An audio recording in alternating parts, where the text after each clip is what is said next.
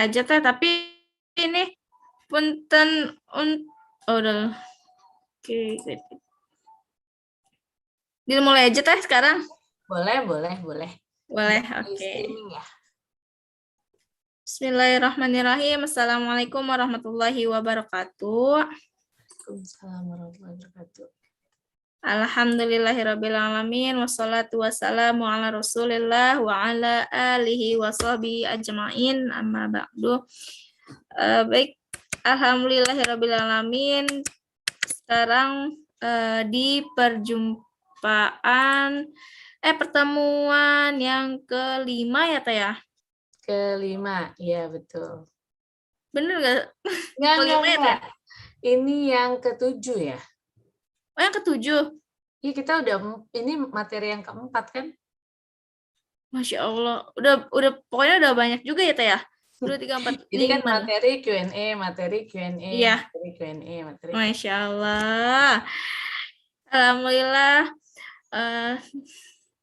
Kita panjatkan puji syukur dulu kepada Allah Subhanahu wa taala bahwasanya kita bisa berkumpul lagi di majelis online ini bersama Teh Rahti, Zulhaki, psikolog ter. Tak lupa juga salawat serta salam kita junjungkan kepada Nabi besar Muhammad Sallallahu Alaihi Wasallam beserta keluarganya, sahabatnya hingga kita selaku umatnya hingga akhir zaman. Amin. Baik, di perjumpaan hari ini kita akan membahas tentang pendampingan sex education untuk anak sejak dini. Masya Allah. Kita tuh sebenarnya udah tahu tentang menjaga tubuhku ini. Kalau misalkan di guru TK kayak gitu ya, di TK kayak gitu kan pasti ada tentang tema tentang tubuhku seperti ini. Betul. Tapi mungkin masih terbata-bata untuk bahasa yang lebih enak kepada anak tuh, untuk menyampaikan kepada anak tuh seperti apa yang lebih enak tuh.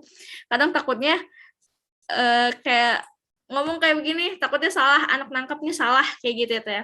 Mungkin kalau misalkan sekarang dikasih tahu nih sama Teh Ratih untuk bagaimana cara menyampaikan sex education kepada anak, bahwasannya ini juga lebih penting ya Teh ya, biar anak juga bisa menjaga tubuhnya dari orang yang bukan hak untuk dipegang, misalkan gitu ya Teh ya. Oke, untuk memulai kelas parenting ini, marilah kita berdoa bersama-sama. Bismillahirrahmanirrahim. Rabbi zidni ilman warzuqni fahman birahmatika ya arhamar rahimin. Baik, untuk membuka kita baca basmalah ya teman-teman semuanya. Bismillahirrahmanirrahim. Baik, untuk mempersingkat waktu, untuk Teh Ratih dipersilahkan. Oke, atur nuhun Niken. Baik, Assalamualaikum warahmatullahi wabarakatuh. Selamat siang kepada para pembelajar hebat ya, yang selalu setia bersama. Kita belajar bersama-sama. Saya di sini kebetulan menyampaikan sesuatu, tapi juga dari apa yang saya sampaikan, saya juga masih terus belajar karena manusia itu nggak boleh berhenti belajar, apalagi sudah ada peran sebagai orang tua, pembelajaran itu terus berlangsung. Oke, nah salah satunya seperti hari ini, siang ini kita akan bicara tentang seks edukasi dan relasi. Nah, ini saya gabungin kenapa ada edukasi seks dan relasi, karena itu memang akan sangat berpengaruh gitu. Nah, untuk pembagian rentang usia materi, hari ini kita akan fokus ke anak-anak di bawah usia 9 tahun. Nanti insya Allah di 2 minggu ke depan kita akan bahas yang remajanya ya Ken. Gitu. Karena kalau digabung bersama nanti nggak cukup waktunya hanya untuk materi aja, jadi nggak sempat tanya jawab gitu. Oke, saya coba share screen.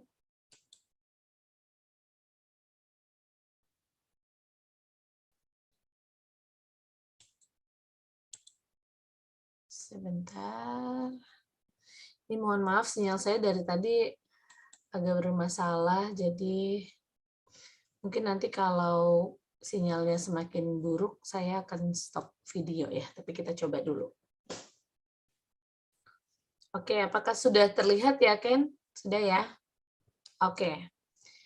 Nah, ini adalah tentang bagaimana kita bisa membicarakan tentang edukasi seks dan relasi kepada anak itu sedini mungkin, sesering mungkin. Nah, loh, sedini mungkin, sesering mungkin. Artinya, kalau kita bicara seks, edukasi, dan relasi tunggu anaknya remaja, itu telat ya, ibu-ibu.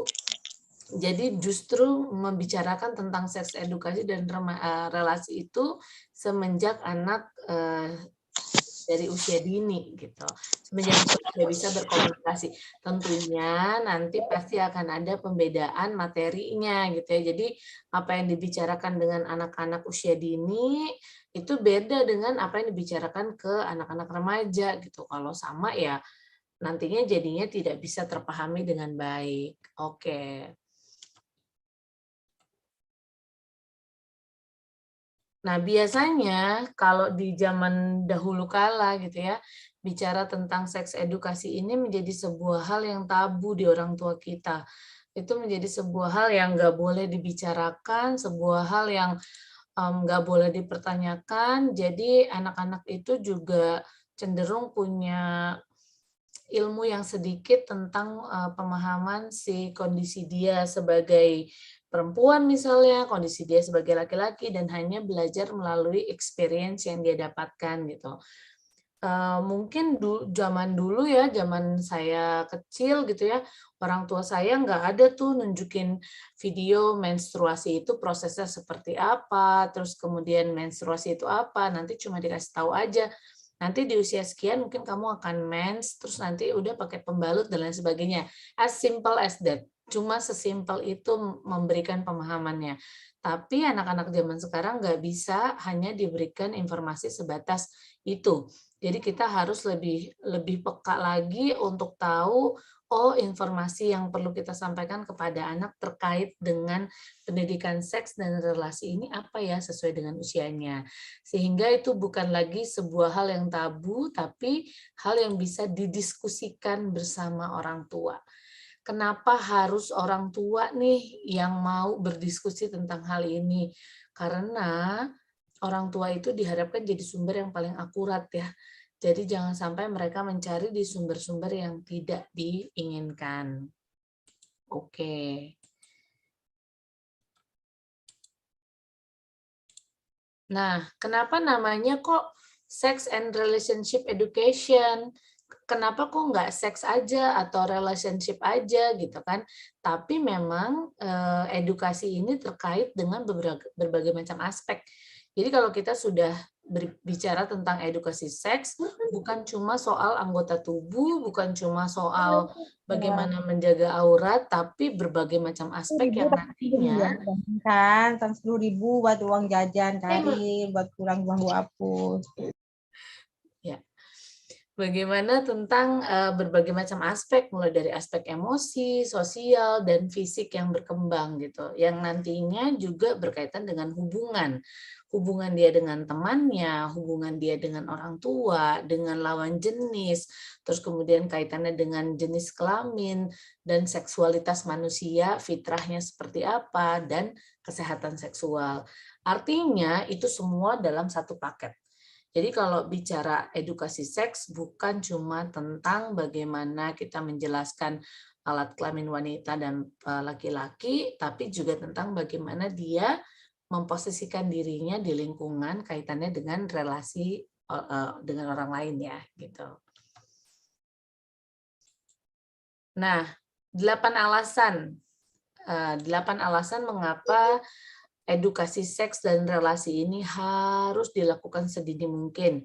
Yang pertama, jangan lupa anak kita itu punya rasa ingin tahu yang tinggi. Misalnya di usia 4 atau 5 tahun mereka udah mulai nanya, ini bayi sebenarnya dari mana sih datangnya? Atau kalau misalnya dia udah mau punya adik, kenapa ada adik bayi dalam perutnya mama gitu. Jadi pertanyaan-pertanyaan seperti itu muncul dari rasa ingin tahunya anak, dan itu yang menjadi alasan kita kenapa kita harus berbicara tentang seks dan relasi ini sedini mungkin. Terus kemudian untuk mencairkan suasana dan membiasakan. Jadi kalau misalnya dibicarakannya baru setelah remaja atau dewasa, biasanya lebih canggung. Misalnya gini ya, kita nggak pernah ngomongin tentang perkembangan tubuh, tiba-tiba kita komentarin payudara anak kita misalnya, nanti pasti dia akan merasa canggung gitu. Tapi kalau dari kecil kita coba buat kasih seks edukasi yang tepat sesuai dengan usianya, dengan penggunaan kata-kata yang benar, yang ilmiah, pasti sehingga sampai remaja ataupun dewasa pun dia akan terbiasa membicarakan hal tersebut dan membicarakannya dengan kita sebagai orang tua gitu. Itu yang paling penting ya. Terus kemudian membantu anak menghadapi masa pubertas ya. Nah, ini nanti akan kita bahas di 2 minggu ke depan tentang yang remaja. Jadi kalau remaja itu memang akan mengalami fase pubertas, di mana mereka baru pertama kali tuh menghadapi situasi pubertas, jadi harus dibantu. Kalau nggak dibantu, mereka akan kebingungan. Kemudian mempersiapkan anak-anak yang pubertasnya mulai lebih awal. Nah, ini namanya precox puberty. Walaupun precox puberty itu nggak terlalu bagus ya, karena pubertasnya awal banget gitu. Jadi menstruasinya terlalu dini. Itu juga nanti akan berpengaruh ke pertumbuhan fisik dan kesuburannya dia gitu. Tapi kalau kita memberikan seks edukasi dan relasi ini sedini mungkin, anak jadi lebih siap gitu. Terus kemudian membantu anak memilih kehidupan seksual yang sehat. Nah, kenapa sih kita tuh harus memilih kehidupan seksual yang sehat? Artinya misalnya kita nggak mau, kita bukan cuma berhenti di melarang anak nggak boleh melakukan hubungan seks di luar pernikahan. Nggak bisa cuma sekedar kita melarang. Tapi anak itu harus memahami bahwa saya memilih untuk menjalankan kehidupan seksual yang sehat. Nah, itu datangnya dari mana? Datangnya dari pemahaman yang tepat tentang si seks edukasi ini. Kemudian anak laki-laki juga harus dapat tentang pendidikan seks dan relasi. Jadi jangan hanya anak perempuan saja, karena kalau kata orang tua zaman dulu gitu ya, punya anak perempuan jauh lebih sulit daripada anak laki-laki untuk masalah seks edukasi. Tapi jangan lupa sekarang justru anak laki-laki juga banyak sekali problematikanya gitu ya. Jadi memang sama nih, anak laki-laki dan anak perempuan harus mendapatkan pendidikan seks dan relasi yang optimal. Kemudian memudahkan mereka juga untuk memiliki konsep laki-laki dan perempuan dan hal yang perlu dilakukan terkait gender. Nah, ini yang akan menghindarkan anak-anak kita dari perilaku-perilaku yang menyimpang gitu ya, terkait dengan seks dan relasi. Kemudian melindungi anak-anak kita dari kekerasan seksual. Jadi kalau anak kita sudah paham apa yang boleh, apa yang nggak boleh, apa yang harus mereka tolak, apa yang harus mereka perhatikan bahwa itu sesuatu yang tidak baik. Nah, kalau mereka udah paham informasi itu, mereka jadi terlindung dari kekerasan seksual. Karena jangan salah, kekerasan seksual itu biasanya memang akan lebih banyak diperoleh dari orang-orang yang ada di sekelilingnya, orang-orang yang dekat dengan dia. Justru jarang sekali atau adalah beberapa banyak kasus juga yang dari orang tidak dikenal gitu ya, tapi bukan tidak sedikit juga dari orang yang justru dekat dengan anak. Auzubillah min zalik ya. Oke. Nah, jadi kalau di dunia parenting sekarang itu tuh biasanya lebih banyak tuh orang tua bicarain tentang anak yang sulit makan gitu ya. Terus kemudian anak yang tumbuh gigi atau anak yang nggak mau ngunyah, daripada kita mendengar orang tua yang berdiskusi tentang perkembangan seksualnya anak. Kenapa? Karena dianggap hal itu tuh bukan sesuatu yang perlu dibicarakan, padahal atau bukan sesuatu yang perlu dicari tahu, jadi udah ada fitrahnya gitu ya.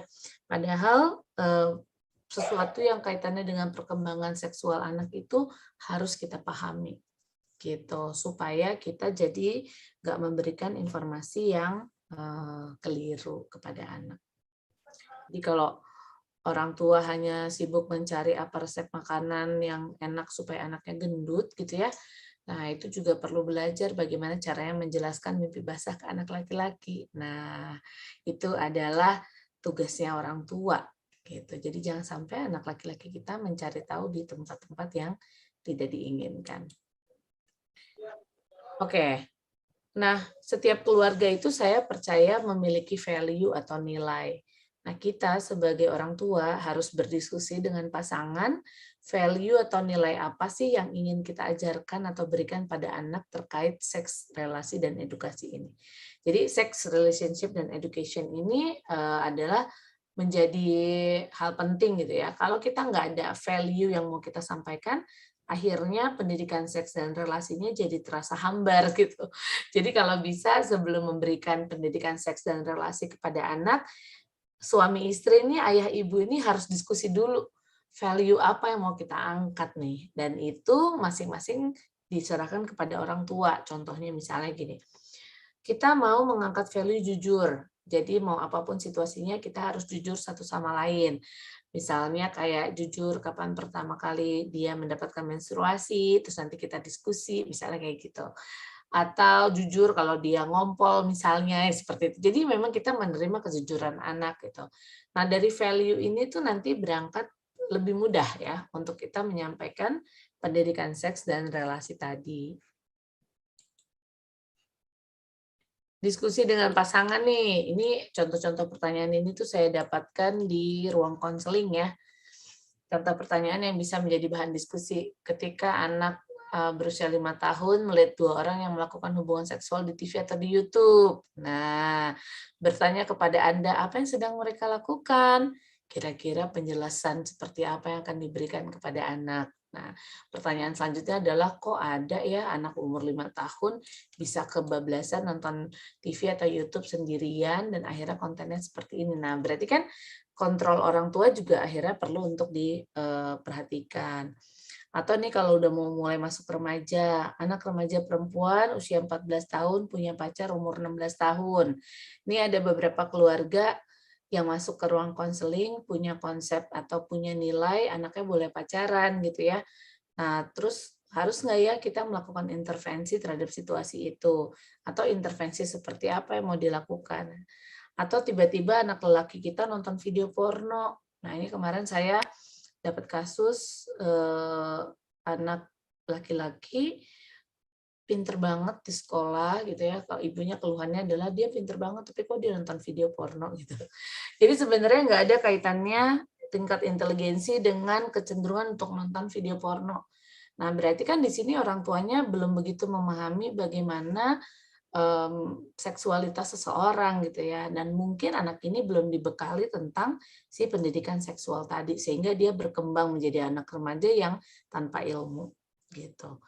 Nah, ini kan harus dibicarakan bersama dengan pasangan. Jadi permasalahan edukasi seks dan relasi bukan hanya masalahnya ibu, tapi masalah ayah dan ibu. Karena biasanya saya akan meminta ayah untuk memberikan penjelasan seks edukasi dan relasi kepada anak laki-laki, dan ibu memberikan penjelasan seks edukasi dan relasi kepada anak perempuan, supaya lebih mudah ya. Karena kalau ibu-ibu ngomongin mimpi basah, udah pasti anaknya nggak percaya, soalnya ibunya nggak pernah mimpi basah gitu. Jadi lebih baik yang mengalami secara langsung ketika ayahnya menjelaskan mimpi basah ke anak remaja gitu. Atau misalnya anak perempuan, ayahnya menjelaskan tentang menstruasi, ya udah pasti anaknya agak ragu-ragu gitu memahaminya karena ayahnya nggak mengalami menstruasi gitu. Jadi perbedaan gender itu juga perlu untuk diperhatikan.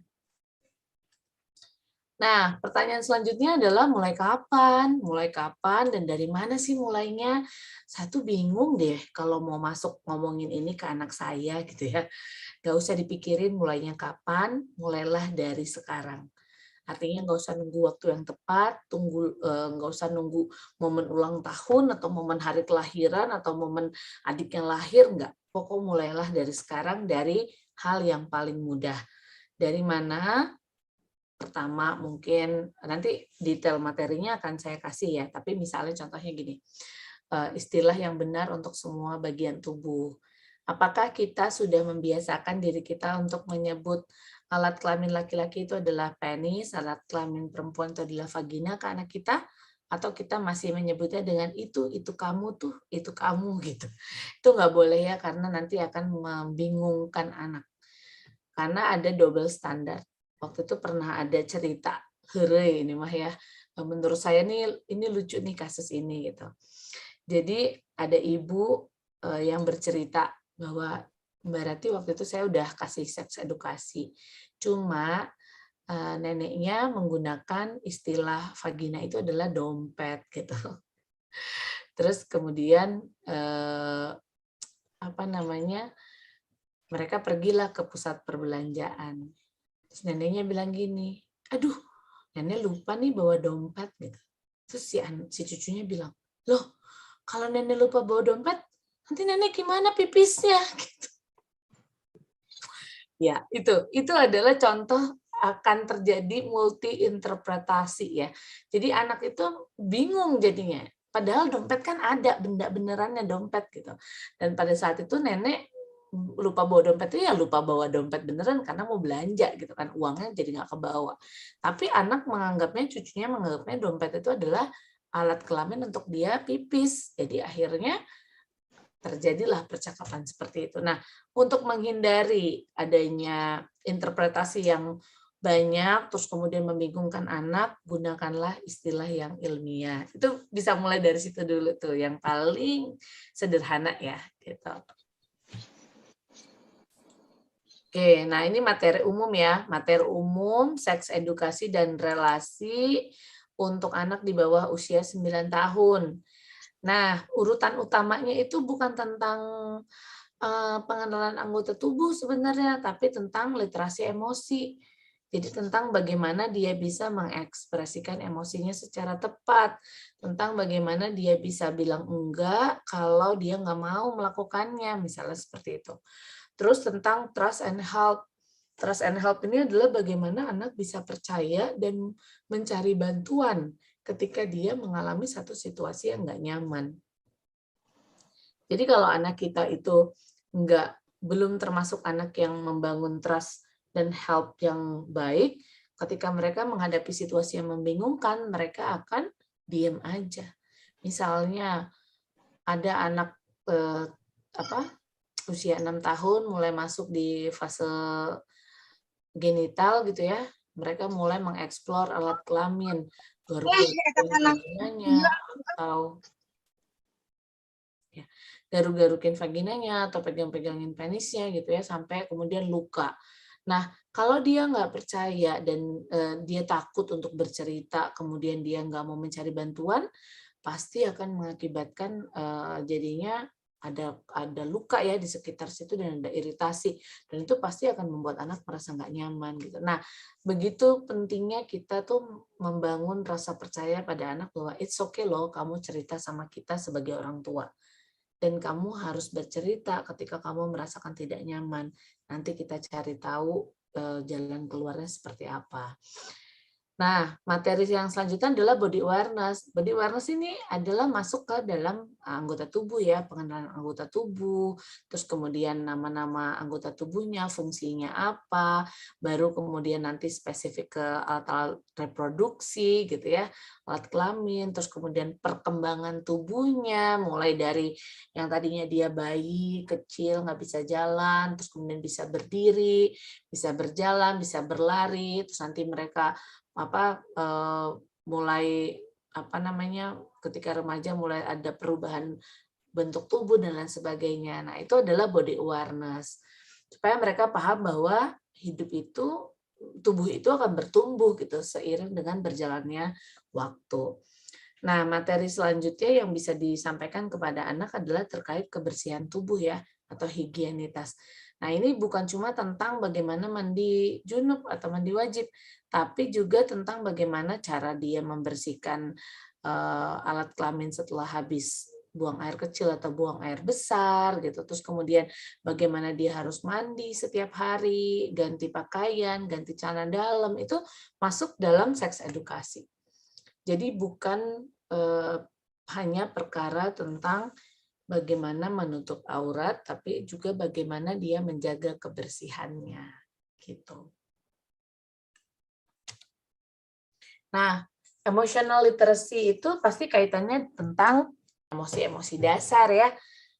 Apakah orang tua sudah membiasakan diri berdiskusi kepada anak tentang emosi dasar, dan apakah anak sudah terbiasa mendapatkan informasi tentang ekspresi emosi yang sehat. Jadi kalau dia ngerasa kesel, oke, kelihatannya kamu lagi kesel banget, terus kamu boleh nangis dulu, atau rasanya nggak enak ya, boleh nanti coba tarik nafas dan lain sebagainya, baru kemudian dibicarakan apa yang bikin dia kesel. Nah, apakah situasi-situasi seperti tadi itu termasuk ke dalam pembahasan yang dilakukan oleh orang tua sehari-hari? Kalau belum, sok ayo dilakuin. Karena di situ sebenarnya mengajak anak untuk membangun yang namanya literasi emosi. Kemudian juga harapannya anak bisa memahami bahwa perilaku kita dapat memberikan efek bagi orang lain. Jadi kalau misalnya anaknya lagi rungsing gitu ya, bahwa rungsingnya ini pasti akan kasih efek ke orang lain gitu. Nah, ini nanti kalau dia udah kenal tentang emotional literacy, dia akan bisa menjaga dirinya dari hal-hal yang membuat dia tidak nyaman. Atau menghindari, ya, tadi ya, memilih untuk menjalankan kehidupan seksual yang sehat. Itu tergantung dari emotional literacy-nya juga. Gitu. Karena bukan nggak mungkin nantinya ketika dia besar, dia akan ketemu dengan orang-orang yang memaksa, orang-orang yang memberikan rasa bersalah, gitu kan. Nah, kalau kecerdasan emosinya ini, literasi emosinya ini tidak berkembang dengan baik, mereka pasti akan lebih sulit ya untuk bisa membebaskan diri dari kekerasan seksual. Trust and help tadi. Nah, di trust and help ini orang tua bisa menjelaskan kepada anak bahwa keluarga itu adalah sumber keamanan yang paling utama. Artinya keluarga itu adalah lingkaran aman pertama bagi anak. Di mana ketika anak merasa dunia itu terlalu negatif buat dia masih punya lingkaran yang aman, yaitu lingkaran keluarga. Dan biasanya saling memiliki ya, rasa peduli gitu kan. Tapi apa yang terjadi? Kebanyakan justru lingkungan keluarga lah yang paling sering menyakiti anak gitu. Tanpa sadar kita merasa bahwa kita memiliki anak kita, jadi kita bebas untuk marahin dia, kita bebas untuk teriakin dia kalau dia ngelakuin kesalahan, kita bebas untuk cubit dia karena kita kesel gitu ya. Jadi tanpa sadar kita merusak si lingkungan yang paling aman tadi. Nah, kalau lingkungan yang paling aman aja udah rusak, gimana dia mau percaya dengan dunia gitu. Gimana dia mau percaya dengan kita dan mencari bantuan? Nggak mungkin. Dia pasti akan menutup dirinya dari mencari bantuan. Dan akhirnya akan memiliki rasa percaya diri yang rendah. Sehingga ini akan mempengaruhi cara dia berelasi ke lingkungan. Ada beberapa kasus yang masuk ke ruang konseling tuh anaknya pra-remaja ya, sekitar usia 10 tahun, menyebar foto telanjang dada ke teman-teman laki-laki. Karena dia dipaksa. Soalnya katanya kalau dia nggak melakukan itu, berarti dia nggak jadi teman yang baik. Nah, kenapa ada anak yang bisa melakukan hal tersebut dan akhirnya artinya mau gitu melakukan hal tersebut? Yang pertama, karena dia nggak dapetin seks edukasi yang tepat. Dia nggak tahu bagaimana cara menanamkan atau memperlakukan dirinya di lingkungan. Yang kedua, dia tidak punya lingkaran aman yang masih utuh. Jadi dia akhirnya merasa bahwa kalau dia mau merasa aman, dia harus melakukan sesuatu untuk orang lain. Karena akhirnya rasa percaya dirinya rendah sekali. Nah, tentunya kita nggak mau ya anak kita akan mengembangkan perilaku yang seperti ini gitu. Jadi sebisa mungkin, sekuat tenaga kita menjaga supaya secure base tadi atau lingkaran yang paling aman tadi tetap terjaga. Sehingga anak itu akan percaya kepada kita sebagai orang yang bisa diajak untuk bercerita dan tempat mereka bergantung secara emosional. Sampai nanti pada masanya mereka bisa mandiri secara emosional. Oke, nah ini contohnya help and trust tadi ya, di mana anak merasa ada anggota keluarga itu adalah lingkaran aman. Ini misalnya, oh adik saya itu bisa bikin saya ketawa, ayah saya melindungi saya, terus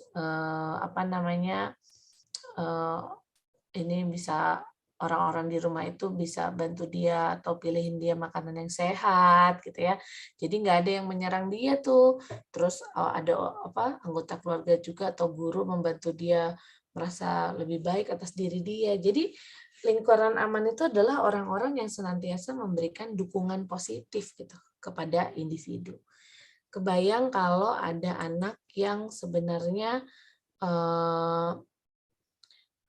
kebayang kalau ada anak yang sebenarnya orang tuanya itu nggak memperlakukan anak sebagai semestinya gitu ya, nggak aman. Nah itu berarti kan kita yang secara tidak sadar membentuk lingkaran yang tidak aman tadi.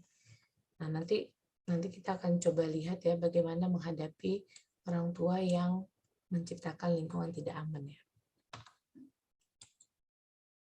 Oke, nah untuk body awareness, di mana anak itu harus punya rasa menghargai tubuh mereka, kemampuan-kemampuan yang mereka punya dan keunikannya. Jadi jangan sampai ada labeling gini, ih kok rambut kamu keriting sih, gitu nggak boleh ya. Jadi ibaratnya kita harus mengajak anak kita untuk aware, oh saya punya rambut keriting, kulit saya warnanya putih atau coklat atau kuning langsat, gitu kan. Jadi apapun rambutnya, mau rambutnya keriting, lurus, bergelombang, dia harus benar-benar paham bahwa itu adalah bagian dari diri mereka. Dan mereka punya kemampuan, misalnya oh saya punya kemampuan lari yang cepat misalnya seperti itu, atau saya punya kemampuan menjahit misalnya, atau keunikannya saya kalau senyum ada lesung pipitnya, atau saya punya gigi gingsul dan lain sebagainya gitu. Jadi disitulah mereka menghargai apa yang muncul atau dimiliki oleh tubuh mereka.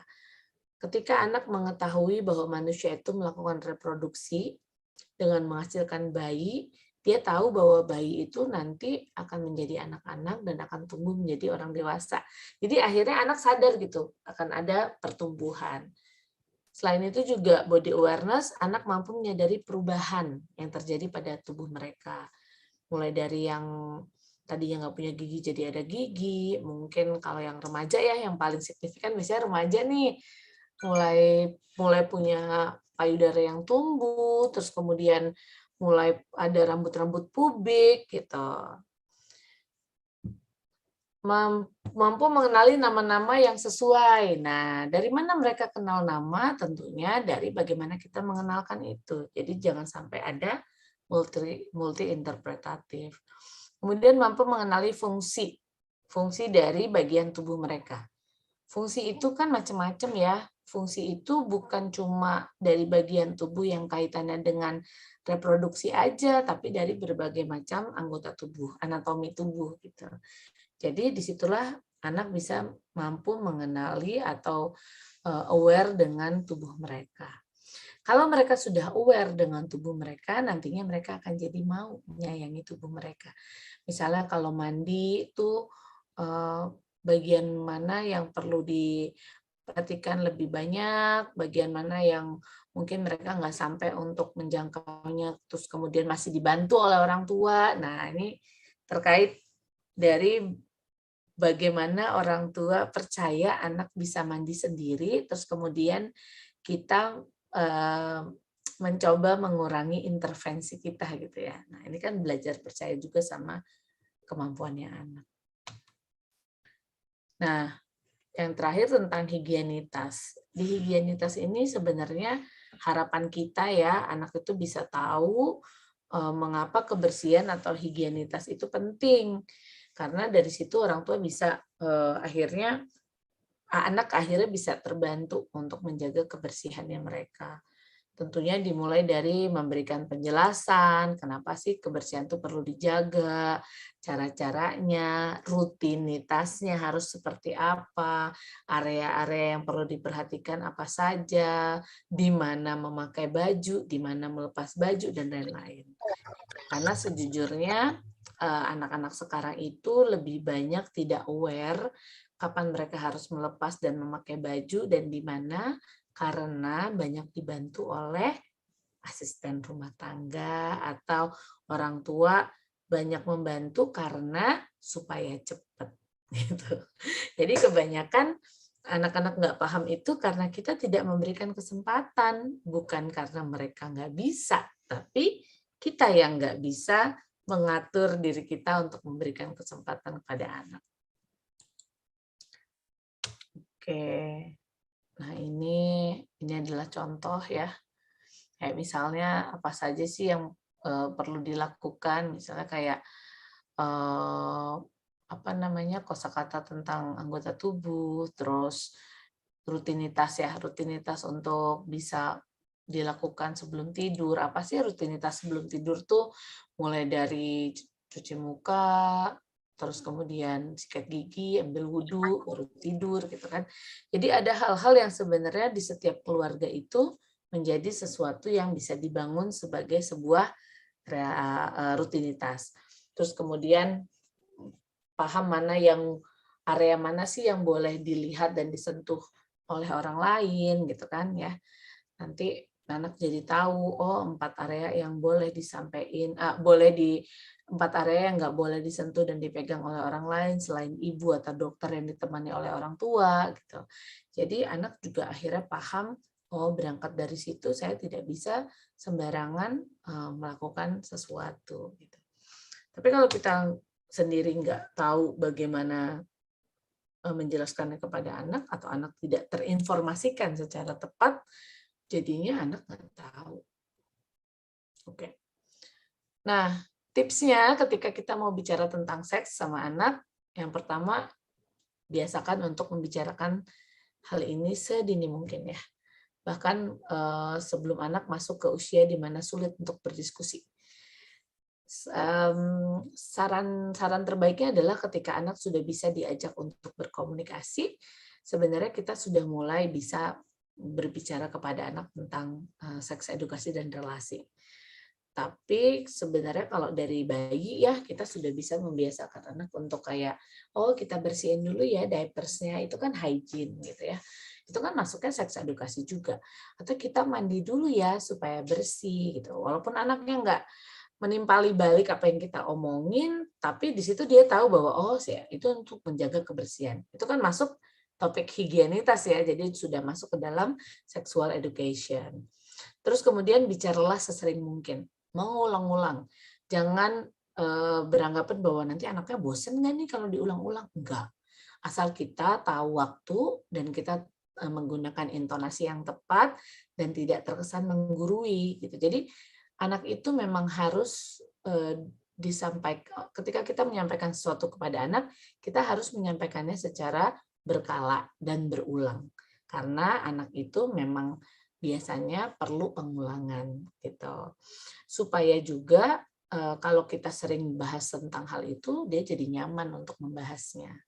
Dan kalau ada pertanyaan-pertanyaan yang agak mengejutkan gitu ya, dapat surprise question gitu. Misalnya, Bun, sperma itu apa sih gitu. Padahal anaknya baru 4 tahun atau 5 tahun, terus ibunya langsung kaget gitu.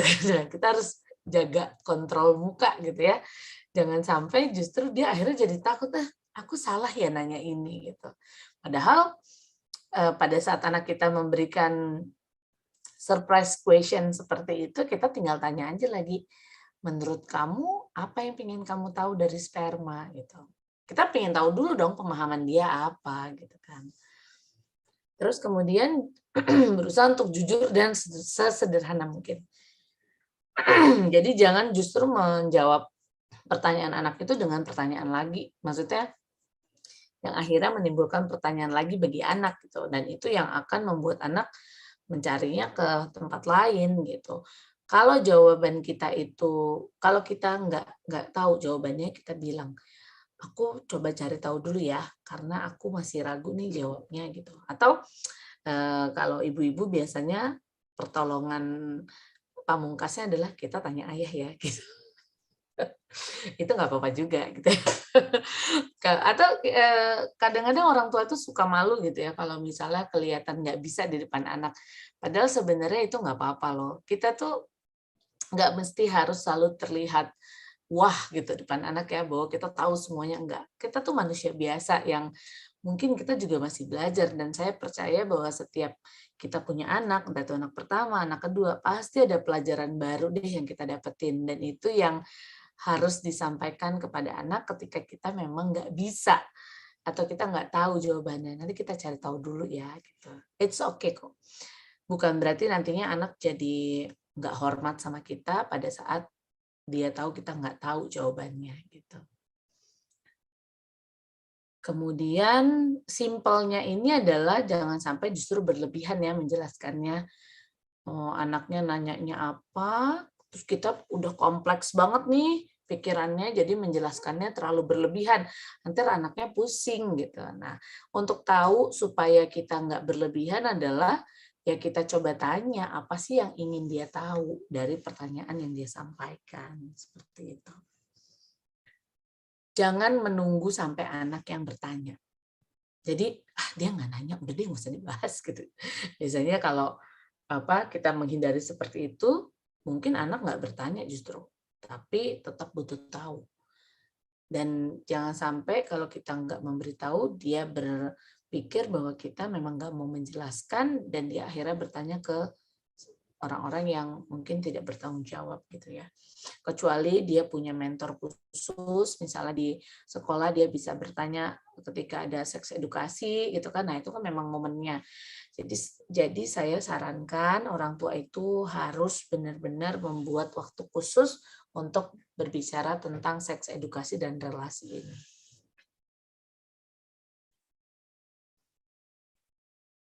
Bisa juga mungkin dengan bantuan buku-buku cerita itu bisa, atau membahas apa yang ada di buku cerita itu bisa, untuk memulai percakapan ya, kalau ngerasa bingung mau mulai dari mana gitu. Nah, sifatnya harus diskusi, bukan menggurui, bukan memberikan nasihat.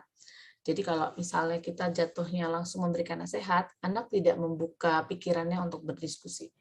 Jadi misalnya contoh nasihat itu adalah begini, pokoknya kamu nggak boleh ya buka-buka rok kamu di depan teman kamu. Itu nasihat. Tapi terus kemudian anak cuma jawab iya. Nah, di situ kita nggak tahu sebenarnya apa yang ada dalam pikirannya dia. Mungkin kita bisa mulai dengan menurut kamu kira-kira buka-buka rok di depan teman, misalnya lagi ada cerita nih, terus nanti si anaknya ini marah. Jadi ada satu buku cerita waktu itu, ini saya mungkin cerita dikit ya. Jadi ada satu buku cerita waktu itu yang saya baca bersama anak saya.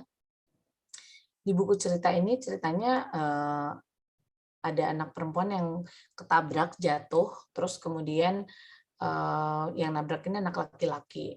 Nah, anak laki-laki ini maksudnya mau ngelihat lukanya si anak perempuan yang ada di kaki, tapi kemudian roknya sedikit keangkat gitu, nggak yang tersingkap banget, tapi roknya keangkat. Terus kemudian anak perempuannya marah gitu kan, kamu mau ngapain gitu. Nah, terus karena anak saya sih gini, Bunda itu kok anak cowoknya ini sih pegang-pegang kaki anak perempuannya gitu. Menurut kamu kenapa ya dia pegang kaki anak perempuannya? Oh, mungkin dia mau ngelihat lukanya ya Bunda, tapi kan anak perempuannya jadi marah. Oh iya ya, jadi marah. Kira-kira kenapa ya dia marah gitu. Jadi kalau jawabannya masih sesuai sama pikiran kita tanyain aja lagi. Oh iya dia marah, mungkin dia nggak nyaman karena roknya kebuka, kakinya jadi kelihatan gitu kan. Oh, jadi seharusnya gimana? Ya seharusnya anak cowoknya izin dulu ke anak perempuannya, boleh nggak aku lihat lukanya gitu. Nah itu kan di situ poinnya udah dapet tuh. Oh dia udah paham. bahwa sebenarnya ada area yang nggak boleh dilihat atau disentuh oleh orang lain gitu, karena sudah dapat informasi di awal tadi. Jadi kita nggak perlu menasehati lagi, ingat ya kamu nggak boleh buka-buka rok kamu depan orang lain gitu. Kalau kita judulnya hanya selalu memberikan nasihat tanpa kita menggali apa yang dia tahu, apa yang dia sudah pahami, kita jadi nggak naik tingkat nih pendidikan seksualnya gitu. Tapi kalau kita berupaya untuk selalu menggali apa yang sudah dia paham, kita jadi bisa naik tingkat terus nih. Oh dia udah paham ini, oke kita kasih tahu pemahaman yang ini. Oh dia udah paham ini, kita naikin lagi pemahamannya seperti itu. Jadi tugas orang tua adalah harus selalu mencari di batas mana sih anak saya sudah memahami. Gitu. Terus kemudian peran ayah ya. Nah ini mungkin ayah-ayah di sini kan nggak pada ikutan ya. Jadi ini jangan lupa diingatkan pasangannya untuk ayah selalu berperan. Kemudian ayah jangan sampai hanya bertanya di belakang anak gitu. Maksudnya nanyanya lewat ibunya gitu ya. Emang dia begini tadi enggak? Kalau kita bisa memberikan kesempatan kepada pasangan kita untuk ya udah sok ayah aja yang coba tanya langsung. Ayah juga harus bisa membangun komunikasi bersama dengan anak. Itu akan lebih oke ketimbang ayah bertanya lewat ibu, terus jadinya anaknya taunya ayahnya nggak tahu gitu ya. Nah itu justru yang akan muncul di mindsetnya anak bahwa oh ayah nggak begitu ada kontribusi dalam kehidupan saya. Jangan sampai ya anak kita itu mengenang kita tanpa ada kontribusinya sama sekali gitu. Atau yang sedihnya itu ini tentang ayah ya. Yang sedihnya itu banyak sekali anak-anak yang menganggap ayah mereka itu hanya ATM, tempat mereka meminta uang. That's it. Nggak ada peran lain.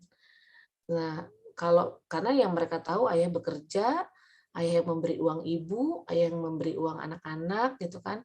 Kalau ngomongin apapun hanya dengan ibu. Nah, ini ayah-ayahnya harus ditarik. Karena kadang-kadang bapak-bapak itu memang nggak punya clue kayak gimana harus mulainya gitu. Harus diberi kesempatan oleh para ibu-ibunya. Pada saat ayah bersama dengan anak, ibu-ibunya bisa me time gitu ya. Oke, nah yang selanjutnya tipsnya adalah never too late to start. Pokoknya kalau sekarang belum pernah sama sekali bicara tentang seks edukasi dan relasi ke anak, mulai aja. Jangan langsung berpikir bahwa ya aku telat dong, ya nanti lebih susah dong. Enggak, pokoknya mulai aja bismillah. Mudah-mudahan itu akan membuat kita jadi mencairkan suasana gitu ya. Tapi memang perlu dilihat kalau remaja memang agak lebih kompleks ya. Itu yang nanti akan kita bahas di 2 minggu lagi khusus untuk remaja. Jadi untuk yang orang tuanya remaja harap bersabar. Nanti materinya kita bahas khusus. Soalnya kalau materi remaja itu agak lebih membuat dahi kita berkerut. Oke. Kemudian kalau momen membicarakannya itu kayak bisa dicari waktu yang tepat di aktivitas yang menyenangkan gitu ya. Jangan lupa bahwa berbicara sedikit-sedikit dan sering itu pasti akan membawa impact. Jangan sampai kita nunggu momen yang tepat, tapi berbicaralah sesering mungkin, sedikit-sedikit, mungkin diseling-selingin gitu kan. Ya, jangan berpikir bahwa anak kita itu nggak bakalan dengar kalau kita ngomongnya selintas-selintas gitu. Selama kita memang benar-benar memaknai apa yang kita bicarakan, insya Allah itu akan masuk kok di dalam pemikirannya anak. Dan itu akan membantu anak tadi memilih kehidupan seksual yang sehat. Gitu, dan akan membantu mereka untuk bisa menjaga kesehatan seksualitasnya mereka gitu. Jadi memilih teman yang tepat, terus kemudian memperlakukan diri dengan baik, punya rasa percaya diri, punya penilaian diri yang positif, itu adalah berawal dari seks edukasi dan relasi ini. Jadi jangan dipikir bahwa seks edukasi itu hanya melulu tentang bicara penis dan vagina ya. Itu jauh lebih luas daripada itu. Dan kalau kita mau melakukan itu, tentunya nih kita itu termasuk orang tua yang amazing, yang luar biasa. Gitu. Jadi jangan pernah ragu untuk berbicara tentang seks edukasi dan relasi kepada anak, karena anak berhak untuk mendapatkan itu dari orang tuanya. Oke, itu mungkin dari saya, Ken. Khusus untuk yang di bawah 9 tahun ya. Jadi tadi fokusnya adalah kalau 9 tahun itu tentang emosi, literasi emosi, body awareness, trust and help, sama higienitas. Masya Allah.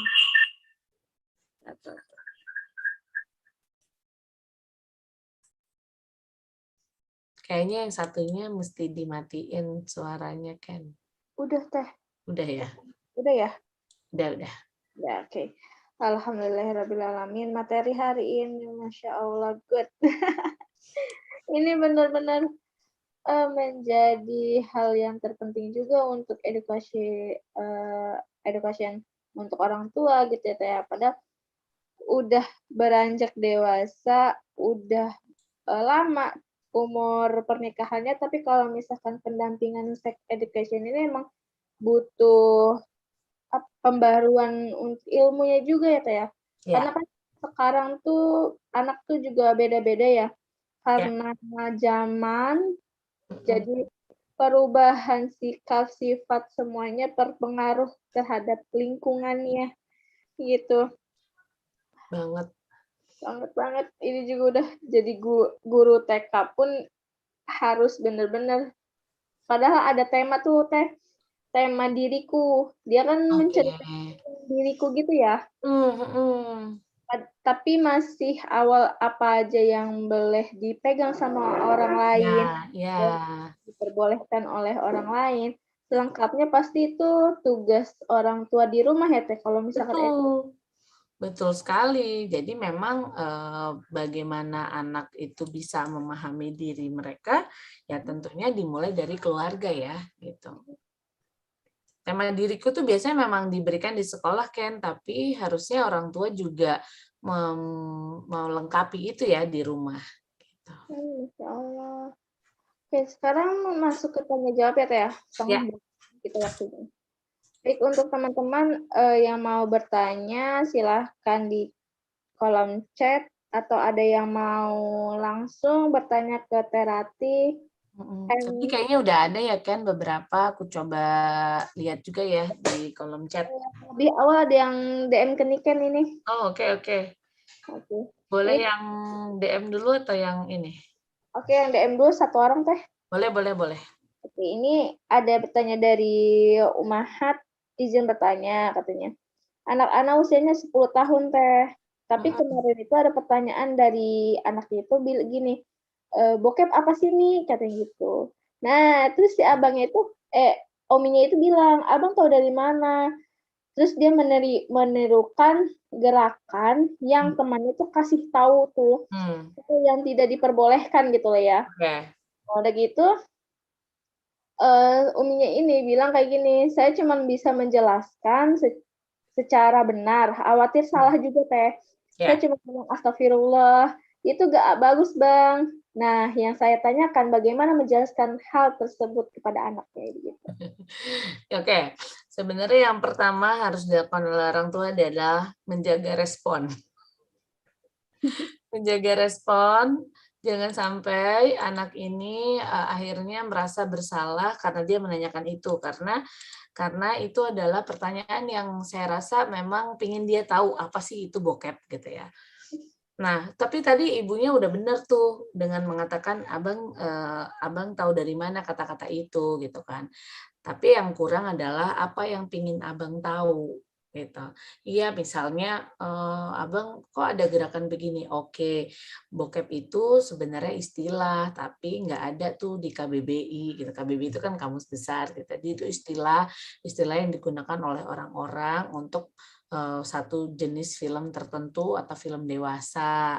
Nah, film dewasa ini yang tentunya biasa karena dibilang dewasa berarti tidak boleh dilihat oleh anak-anak gitu. Jadi isi kontennya itu adalah berisi konten dewasa gitu. Nah, tapi ini ada tapinya nih Ken. Si anak 10 tahun ini sudah dapetin seks edukasi atau belum?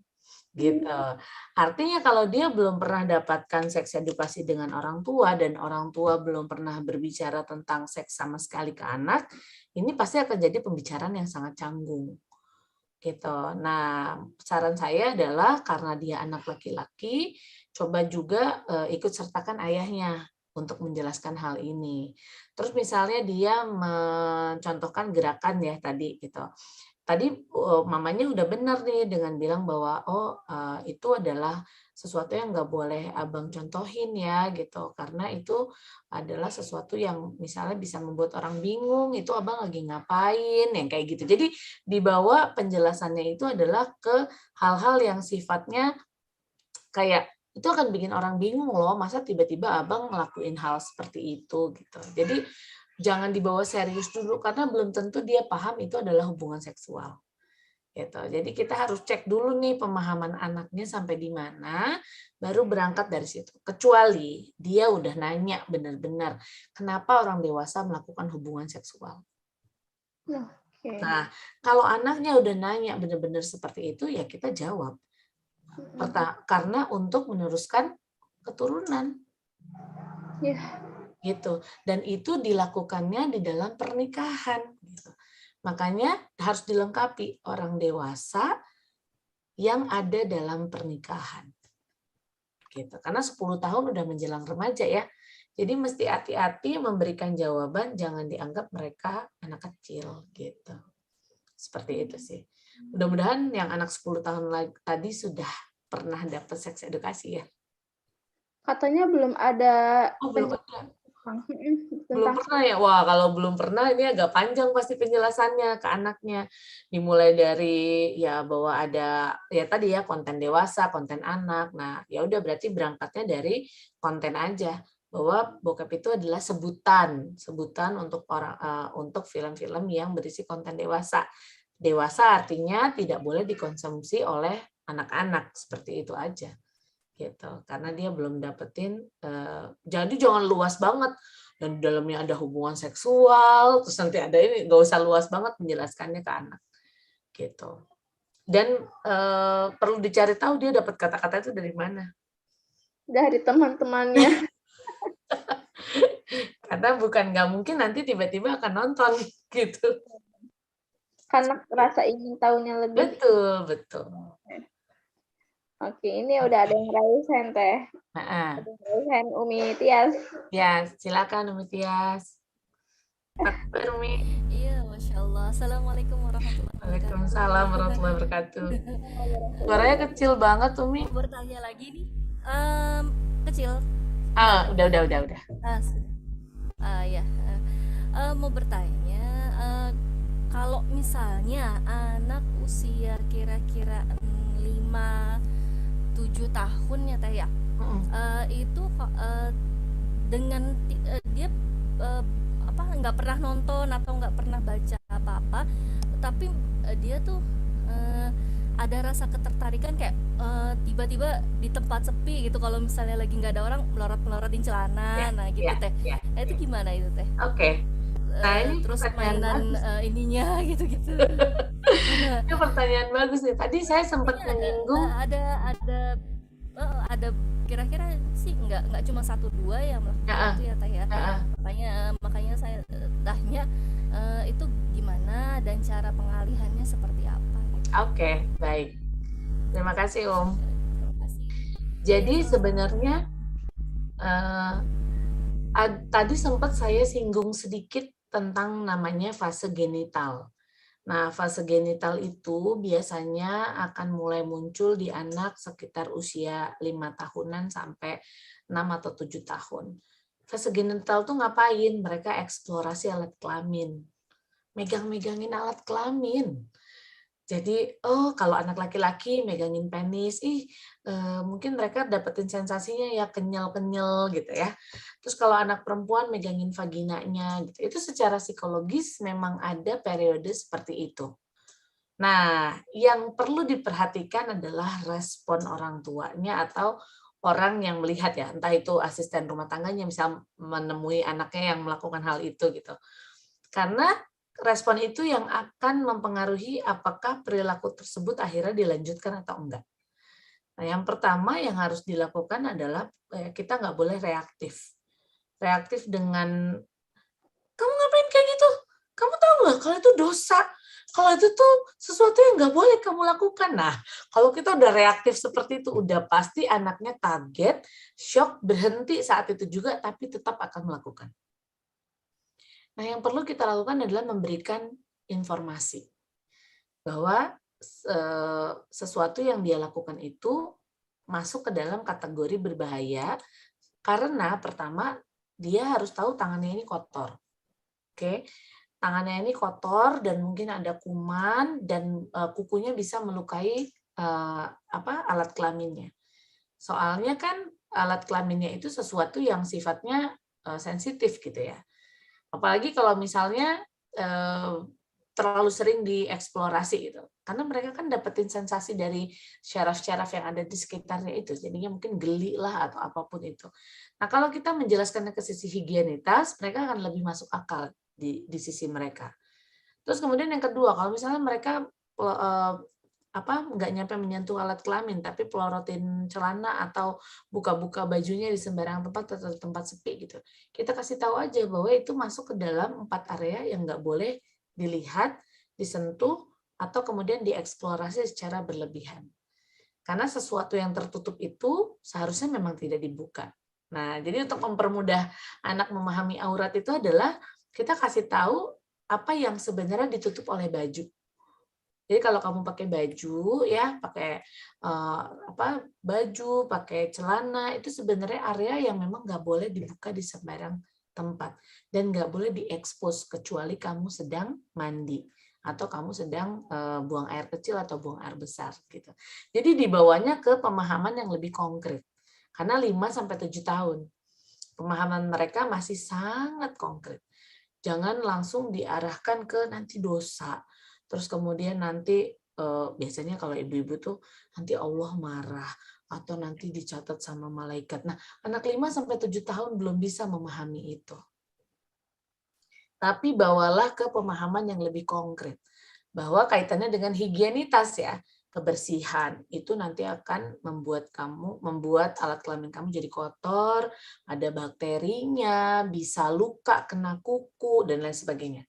Nah, kalau yang perilaku dia membuka roknya atau celananya di tempat yang sepi tadi, kita bisa kasih tahu bahwa segala sesuatu yang tertutup itu nggak boleh dibuka di sembarangan tempat tanpa tujuan yang jelas gitu. Jadi memang kita harus sekonkret mungkin ketika menjelaskan. Gitu ya, Umi Tias. Semoga bisa membantu memberikan penjelasan kepada para siswanya. Ya, alhamdulillah. Jazakillah khairan, barakallahu fiik. Oke, kita balik dulu. Kita kembali ke yang di chat dulu ya. Nanti untuk Siti Fatimah raise hand ya. Kita ke Susianti ya. Ya. Ini pertanyaannya adalah, keluarga adalah lingkungan paling aman, namun jika ternyata orang tuanya yang melakukan demikian, bagaimana? Boleh Susianti mungkin bisa ngomong langsung. Aku kurang paham. Untuk Teh Susianti, silahkan bertanya langsung. Boleh, Teh. Untuk menjelaskan pertanyaannya.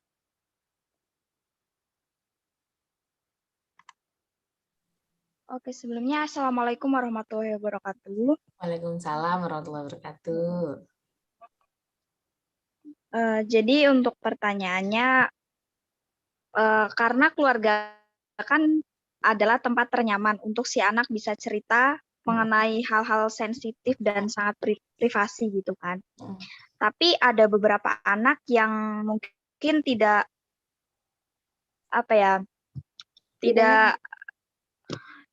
Sebentar maaf. Ya. Maksudnya tidak baik ke keluarganya itu mungkin kurang baik, seperti misalkan si anak perempuan gitu dilecehkan oleh ayahnya sendiri, seperti Oh, itu.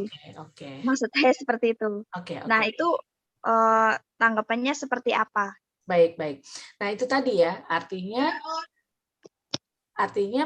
orang tua itu memang harus memahami bahwa lingkungan yang paling aman bagi anak itu adalah lingkungan keluarga yang paling inti ya, yaitu orang tua, kakak beradik gitu kan, atau kalau ada kakek nenek gitu yang memang tinggal dalam satu rumah.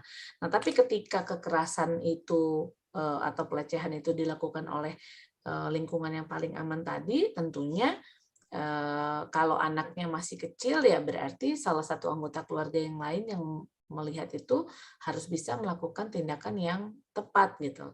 Karena pelecehan itu adalah kejahatan dan itu harus diproses secara hukum.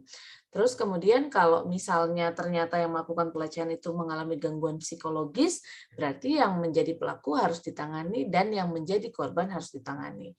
Nah, jadi tapi kalau yang dilecehkan itu adalah orang dewasa, berarti dia yang harus bisa menentukan, dia harus mengambil sikap seperti apa. Contohnya misalnya membentuk batasan ya, membentuk boundaries kepada anak.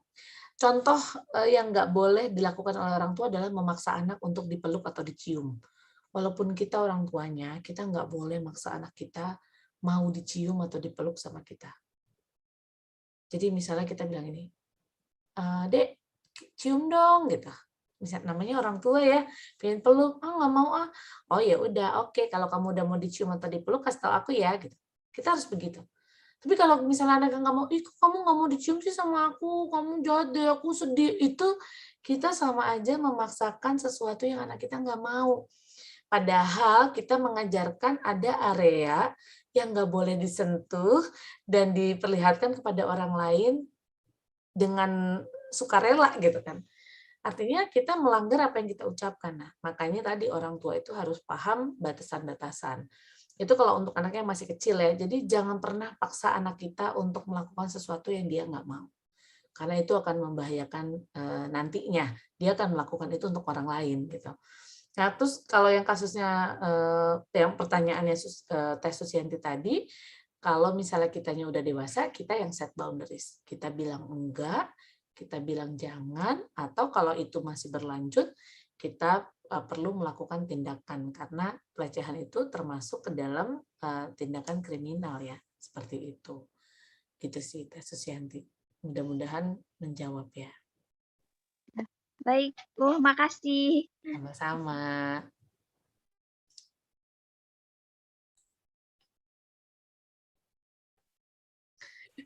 Oke, ada yang raise hand mungkin Teh Siti Fatima ya? Iya, yang pertama raise hand Teh Siti Fatima. Silakan Teh. Silakan Teh Siti. Udah ya. Assalamualaikum. Waalaikumsalam warahmatullahi wabarakatuh. Mohon maaf nih Teh, Ya. di off kameranya ya Teh. Ya, nggak apa-apa. Sama bayi. Alhamdulillah bisa ikutan lagi kajian sama Teh Ati. Mudah-mudahan Teh Ati sehat terus. Amin. Nikom squad juga nambah berkah. Tetap semangat menyebarkan kajian-kajian buat kita emak-emak. Amin, insya Allah. Iya. Gini Teh, izin bertanya. Banyak sih Teh pertanyaannya. Nggak apa-apa. Ini anak saya yang pertama kan dia 9 tahun 6 bulan tuh ya. Jadi di sekolahnya itu udah ada pelajaran tentang head gitu, terus tentang beli kayak gitu, terus laki-laki tentang kayak mimpi basah kayak gitu Teh. Saya kaget juga nih Teh pas lihat materinya seperti itu. Saya jelasin pelan-pelan, cuman anaknya itu kayak diam gitu, tanpa kayaknya ada rasa oh iya gitu, jadi kayak nggak ada responnya gitu, cuman katanya ngerti nggak? Iya, katanya gitu Teh, jadi kayak nggak ada feedbacknya dia tuh paham atau enggak. Terus saya tuh penasaran apakah anaknya tuh dia tuh penasaran nggak sih kayak gitu Teh gitu, ada yang pengen ditanyain nggak sih sebenarnya gitu. Nah, buat ngebuka dia apa ya, biar dia buka suara kayak misalnya, oh aku tuh udah ngerti kayak gini tuh kayak gimana ya Teh, membangun rasa apa ya, dia tuh benar-benar paham kayak gitu teh. Itu yang pertama, anak 11. Yang kedua, anak yang kedua saya teh 5 tahun 8 bulan. Oke. Maaf ya teh Boro. Gak apa-apa. Jadi tentang body awareness yang tadi teh Ati jelasin, dia tuh kemarin cerita kayak gini teh, Mama waktu dede bayi pasti giginya bagus, karena kan dia giginya ini reges ya teh ya. Terus jadi kayak dia nggak percaya diri kalau buat senyum lebar gitu. Jadi, makanya Anda senyumnya gini, katanya gitu, kayak nutup-nutup gitu. Oh gitu. Terus saya bilang gini, nggak apa-apa kalau mau senyum lebar, tetap cantik kok, kata saya gitu. Enggak tapinya jelek, kata gitu. Kayak dia tuh kayak kayak rendahin. Nggak percaya diri gitu. Iya gitu, kayak nggak pede gitu teh. Buat buat numbuhin rasa percaya dirinya lagi kayak gimana? Oke. Satu lagi teh boleh? Boleh. Terus kan gimana caranya ngejelasin ke anak tentang relasi gitu ya? Saya tuh alhamdulillahnya tuh di rumah nggak nonton sinetron ya teh ya.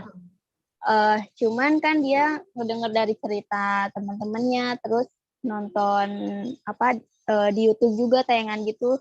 Saya masih belum bisa ngebatasin waktu tontonan kayak gitu teh. Jadi dia tuh kayak ngejelasin ke anak bagaimana ada laki-laki sama perempuan gitu kan, kita nggak boleh langsung nggak boleh itu pacaran segala macam gitu ya teh ya. Sedangkan kan usia mereka belum sampai memahami tahap itu gitu. Nah, cara menjelaskan ke anak-anak tuh yang simple dan mereka paham tuh kayak gimana teh? Oke. Ya, gitu aja teh. Ya. Yang pertama tentang ketika anak kita sudah mendapatkan seks edukasi dari sekolah gitu ya, tentang menstruasi gitu. Terus kita coba buat mengulang itu di rumah dan meyakinkan dia paham atau enggak gitu. Nah, memang biasanya kalau anak ini belum mengalami menstruasi atau belum mengalami sesuatu yang dia dapatkan dari sekolah, mereka masih ngawang-ngawang gitu. Masih belum bisa membayangkan hal itu tuh apa ya gitu. Jadi mereka juga masih belum terlalu mengalami gitu kejadian yang diceritakan atau menjadi bagian dari seks edukasi tadi. Nah, kita sebagai orang tua tentunya kalau dalam memberikan informasi yang sifatnya momentum tadi ya, misalnya menstruasi atau mimpi basah, nanti biasanya kita akan refresh lagi mendekati usia menstruasinya dia. Jadi kalau usia menstruasi itu kan biasanya dimulai dari 10 tahunan. Nah, 10 tahun, misalnya kalau udah 10 tahun, nanti kita coba pelan-pelan ingetin lagi, iya, masih inget nggak materi menstruasi? Terus, atau misalnya saya suka kasih saran tuh orang tua, tontonin ada satu video edukasi di YouTube tentang menstruasi, tapi saya lupa linknya apa. Tapi itu lebih mudah gitu untuk anak paham apa sih proses menstruasi itu gitu. Dan kenapa sih kenapa sih perempuan mengalami menstruasi? Jadi menstruasi itu nantinya akan menjadi topik pembicaraan yang sangat menarik antara ibu dengan anak perempuannya gitu. Terus nanti mungkin kalau udah mengalami, jangan lupa kita juga make sure ke dia bahwa mungkin ada perasaan-perasaan yang nggak nyaman nanti, entah pinggangnya pegel atau perutnya agak-agak sakit. Tapi ya itu tuh terjadi karena misalnya ada peluruhan sel-sel pembuluh darah di sekitar rahim, dinding rahim gitu kan. Jadi anaknya itu baru mau mengalami itu biasanya setelah dekat-dekat usianya atau memang sudah menunjukkan tanda-tanda menstruasi, seperti itu sih. Terkait juga dengan seks edukasi yang lain ya, artinya kan kalau di anak perempuan mungkin menstruasi, dan anak laki-laki itu adalah mimpi basah. Tapi sebelum itu kan mereka ada perubahan tubuh gitu kan, kayak muncul payudara, ada bulu-bulu pubik gitu di sekitar alat kelamin. Itu pun harus terbahas oleh orang tua gitu. Jadi memang bagus banget kalau Teh Siti udah mengulangi itu di rumah ya. Jangan sampai anak cuma dapetin dari sekolah aja. Nah, untuk anak yang kedua yang 5 tahun yang dia mulai menunjukkan rasa nggak percaya diri ya dengan kondisinya dia. Nah, mungkin yang perlu dibangun adalah si higienitas tadi gitu. Artinya ketika misalnya maaf tadi giginya gripis atau giginya udah copot yang gigi susunya. Giginya kayak reges gitu, Oh, Teh. reges ya, gripis ya. Oke. Nah, mungkin kita perlu mengevaluasi kenapa gigi dia bisa greges gitu. Karena kan gigi reges itu adalah karena pola hidup kan gitu. Nah, jadi misalnya kita jaga nih yang nggak reges supaya nggak reges lagi ya. Terus kalau misalnya memang memungkinkan yang bolong-bolong coba ditambal supaya rasa percaya dirinya meningkat. Soalnya gigi susu itu bertahan sampai usia 7 tahun. Jadi kasihan kalau dia harus menanggung malu sampai usia 7 tahun. Terus dari mamanya harus bantu dia sikat gigi sampai dia usia 8 tahun. Karena anak itu harus dibantu sikat gigi sampai usia 8 tahun supaya giginya tetap bagus. Gitu. Nah, kalau masalah dia nggak percaya diri, kita mungkin bisa bilang ke dia bahwa oke, kamu pasti nggak nyaman ya. Tadi ya literasi emosi ya. Kamu pasti nggak nyaman punya gigi reges gitu ya, punya gigi gripis. Tapi kalau kamu mulai jaga kebersihan, nanti biasanya gigi kamu juga yang lainnya akan tetap sehat gitu. Nah ini jadi kayak pembelajaran buat dia ya, supaya kalau dia habis makan, dia mau sikat gigi. Jadi membangun kepercayaan dirinya itu adalah dengan merubah kebiasaan hidup. Itu sih yang bisa dilakukan. Oke. Tadi pertanyaan ketiganya apa ya? Memberikan edukasi.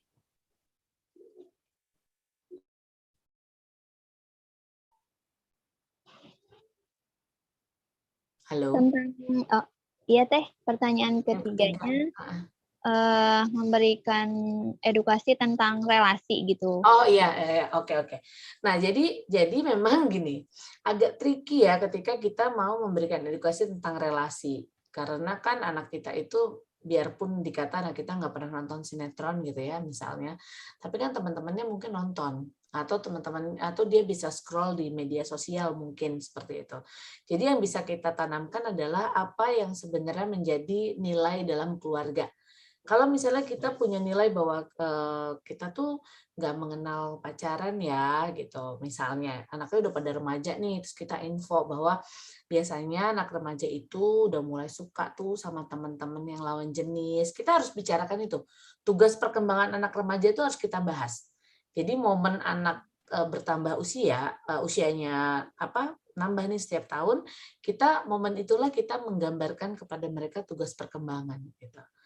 Nanti dari situ anak jadi paham, oh ya udah mulai masuk remaja nih, terus saya udah mau menstruasi, itu artinya apa? Artinya kamu sudah mulai bisa sel telurnya sudah mulai bisa dibuahi, sudah mulai bisa mengalami kematangan organ reproduksi dan lain sebagainya gitu. Nanti baru tuh mengarahkan ke seksual relasinya. Artinya, nah ini materi 2 minggu lagi ya sebenarnya.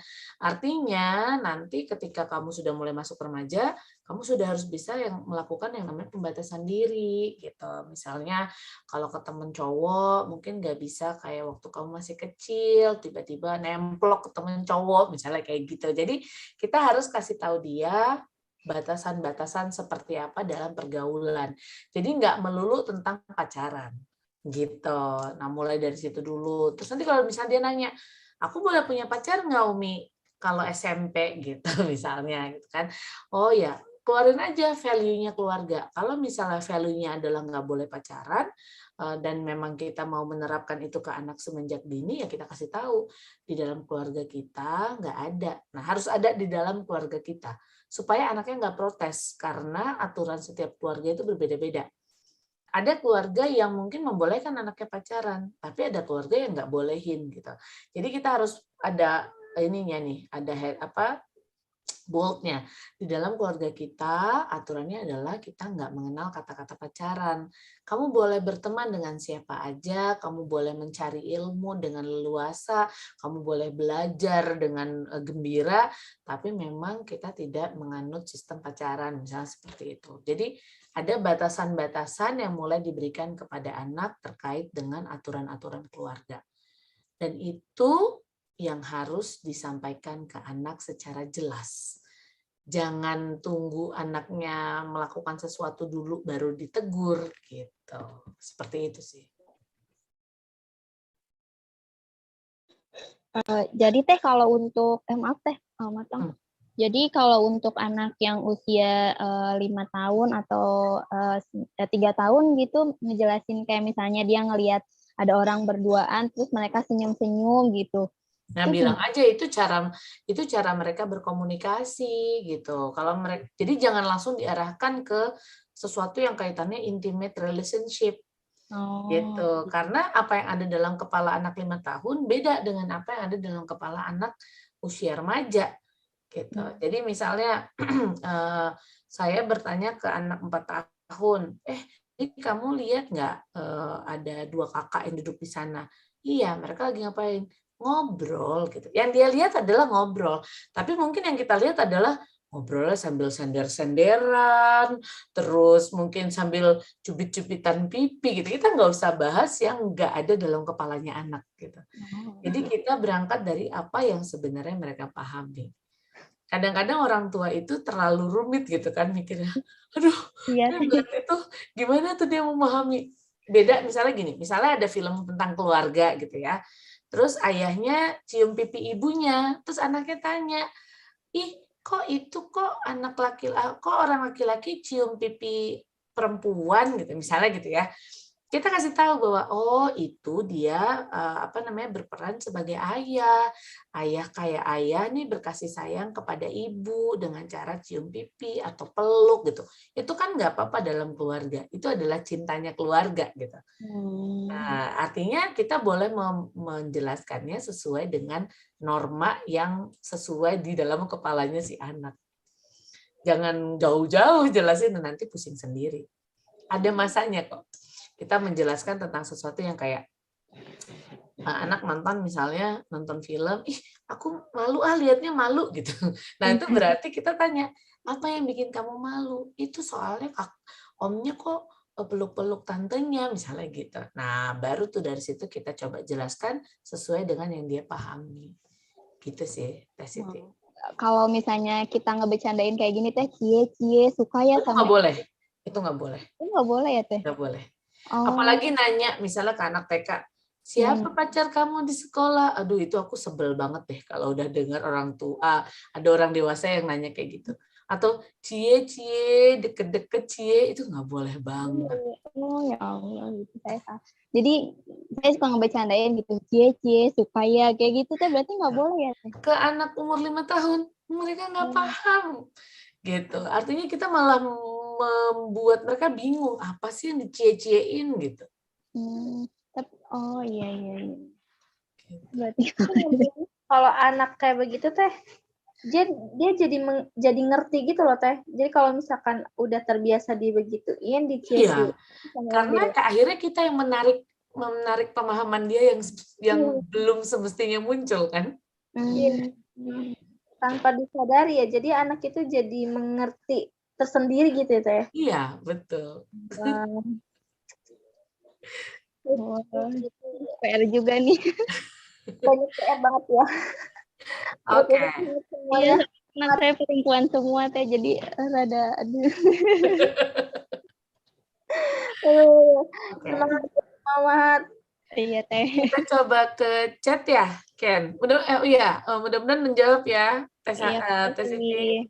Jazakillah khair, Mbak Ati. Oke, ada chat satu tuh, sebentar chat sebelum ke Teh Santi ya. Nanti yang ini, izin bertanya untuk single parent bagaimana ya menjelaskan mimpi basah. Oke. Nah, ini tuh broken marriage atau broken marriage itu kan perceraian atau misalnya ditinggal oleh ayah meninggal gitu ya. Jadi sosok ayah nggak ada. Kalau misalnya sosok ayahnya masih ada dan komunikasinya masih bagus, minta ayahnya yang untuk berperan. Itu yang pertama. Tapi kalau misalnya ayahnya udah nggak ada, udah meninggal, ayahnya udah meninggal, berarti ibunya yang menjelaskan mau nggak mau. Gitu. Artinya nggak ada sosok lain kecuali masih ada kakek atau om atau adik ibu ya yang bisa menjelaskan hal itu. Tapi kalau nggak ada ya ibunya harus menjelaskan, jangan tidak dijelaskan gitu. Terus kemudian kalau ayahnya masih ada tapi komunikasinya nggak bagus, ya kita juga nggak bisa memaksakan ayahnya untuk melakukan sesuatu yang ayahnya sendiri mungkin nggak begitu aware gitu. Jadi ya dibuat fleksibel aja. Nah, tapi kalau misalnya ayahnya masih ada, walaupun sudah bercerai, tetap harus ayahnya yang diminta untuk menjelaskan itu, supaya pengalaman anaknya mendapatkan peran ayah itu utuh gitu, sehingga nanti ketika dia ke anaknya, dia juga bisa melakukan hal yang sama ke anaknya, memberikan penjelasan tentang seks edukasi ke anak-anak laki-lakinya gitu. Seperti itu sih umum Muaz. Oke, sekarang ke pertanyaan terakhir kali ya, Ken, ke Teh Santi ya. Assalamualaikum. Waalaikumsalam warahmatullahi wabarakatuh. Terima kasih atas waktunya ya Teh. Pertanyaannya banyak, boleh nggak ya? Boleh. Soalnya ini kebetulan ada kejadian ya kemarin. Bisa kemarin tuh hari Kamis ya. Anak dapat WA dari temannya tentang video porno gitu. Umurnya berapa Teh? Umurnya baru kelas 5, 11 tahun. Oke. Saya kaget gitu. Untung anak saya nggak buka, soalnya udah tidur kan, udah jam 11 itu, 11 lebih 10 menit. Nah saya buka, astagfirullah, kaget gitu. Terus langsung saya hapus. Itu gimana? Terus tapi pagi-paginya itu saya beritahu dia pas setelah sholat subuh itu, pokoknya kamu jangan main lagi sama si Anu gitu, kata saya gitu. Soalnya saya takut banget gitu. Tapi tidak dijelaskan kenapanya. Dijelaskan, teman kamu itu kasih film sesuatu yang tidak baik, kata saya gitu. Jadi kamu udah jangan itu. Terus sama abinya juga langsung diblokir gitu nomor WA tersebut gitu.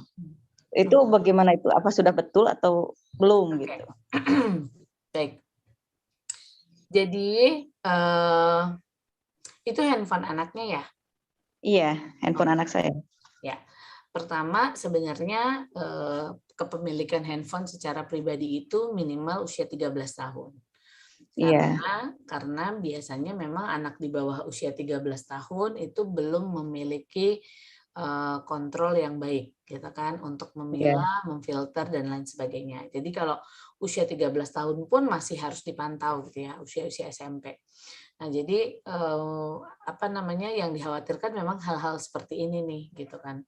Nah, kemudian yang kedua, mendelete linknya nggak apa-apa, tapi memang kita harus bilang kepada dia, maaf tadi malam ada message yang masuk, kalau itu handphone pribadinya dia, karena itu kan privasi dia. Maaf, tadi malam ada message yang masuk, terus Bunda delete. Karena menurut Bunda, message itu tidak sesuai dengan usia kamu. Jadi ada alasannya. Jadi Bunda nggak mau kamu mengkonsumsi sesuatu yang tidak sesuai dengan usianya kamu gitu. Itu yang perlu disampaikan kepada anak. Terus kemudian yang kedua, kita ya walaupun ini keinginan orang tua ya untuk akhirnya melarang anak kita berteman dengan si A gitu ya, si yang teman mengirim ini. Tapi tidak dengan mendikte. Karena kita perlu menggali pemahamannya anak. Menurut kamu, kalau ada orang yang memberikan kamu sesuatu yang yang tidak sesuai dengan usia kamu, kira-kira menurut kamu orang itu tuh gimana ya? Nah, kita perlu tahu dulu nih pemahamannya dia. Oh ya, dia sebenarnya berarti dia nggak sayang dong sama aku, atau dia jahat dong sama aku, atau dia pingin aku tuh nonton sesuatu yang nggak sesuai sama usia aku. Iya, jadi menurut kamu kayak gimana? Apa yang perlu kamu lakukan untuk menghadapi orang seperti itu? Nah, ketika kita memberikan pertanyaan-pertanyaan ini, akhirnya otak dia itu menganalisa situasi. Sehingga diharapkan dia akhirnya berpikir bahwa, oh iya, aku mungkin akan membatasi diri untuk berinteraksi dengan orang ini. Gitu.